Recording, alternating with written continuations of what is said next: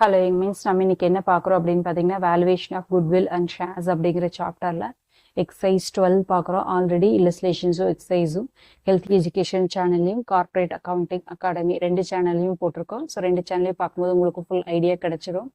The average net profit expected in the firm of ABC firm are rupees 1,08,000. So average net profit எவ்வளோ வந்திருக்குங்க 1,08,000 per annum. The average capital employed in the business by the firm is 6 lakh. Average capital employed வந்து 6 lakh அவங்களே கொடுத்துட்டாங்க.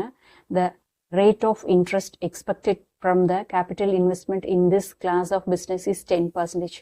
So return எவ்வளோ வரும்னு சொல்லியிருக்காங்க 10% சொல்லியிருக்காங்க. அதுக்கப்புறம் the remuneration of the partner is estimated to be 18,000 per annum. So பார்ட்னர்ஸோட salary வந்து பார்த்தீங்க அப்படின்னா 18,000 per annum வரும் அப்படின்னு சொல்லியிருக்காங்க. So find out the value of goodwill on the basis of 2 years of purchase of super profit. Super profitலேருந்து 2 years purchase போடும்போது value of goodwill என்ன வரும் அப்படின்னு கேட்டிருக்காங்க.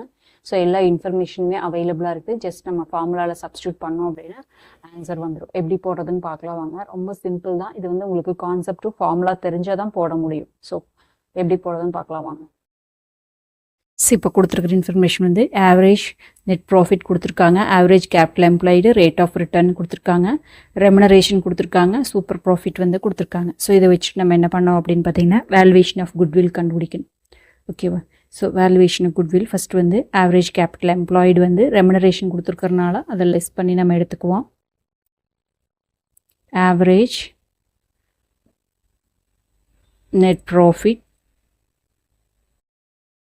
எவ்வளோங்க 1,08,000 கொடுத்துருக்காங்களா, அதுலேருந்து லெஸ் மேனேஜர் ரெமுனரேஷன் எவ்வளோங்க 18,000 லெஸ் பண்ண சொல்லியிருக்காங்க. ஸோ அப்போது எவ்வளோ வருங்க நம்மளுக்கு ஆவரேஜ் நெட் ப்ராஃபிட் வந்து 90,000 வரும். ஓகேவா? ஸோ அதுக்கப்புறம் நம்மளுக்கு வந்து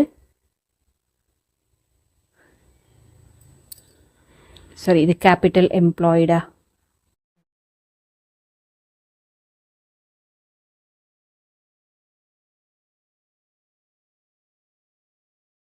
இப்போது அடுத்தது வந்து நம்ம என்ன கண்டுபிடிக்கணும் அப்படின்னு பார்த்தீங்கன்னா normal average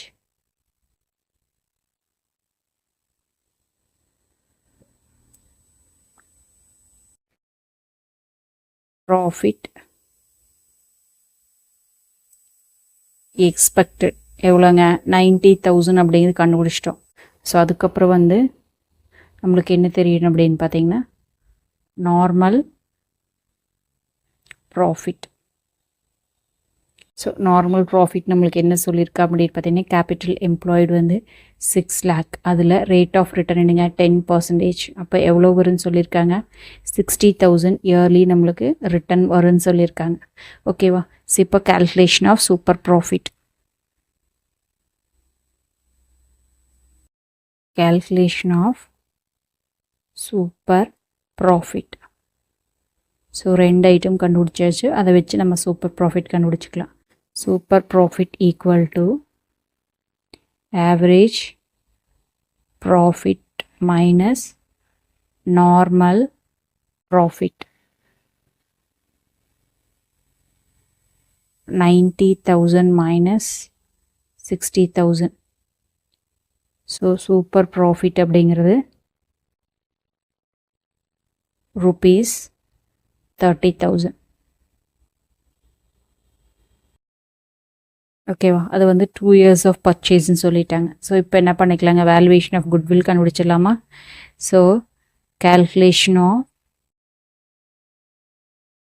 value of goodwill.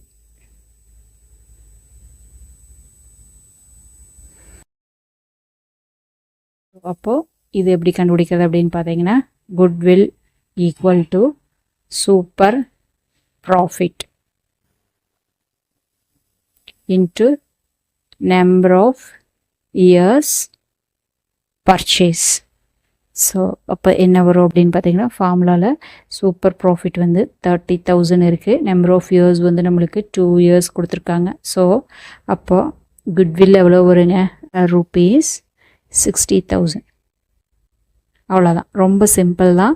So அந்த கான்செப்ட் அண்டர்ஸ்டாண்ட் பண்ணிட்டோம்னா உங்களுக்கு போடுறது ஈஸியாக இருக்கும், எதை கேட்டிருக்காங்க அப்படின்ட்டு. தேங்க்யூ ஃபார் வாட்சிங். Have a healthy day.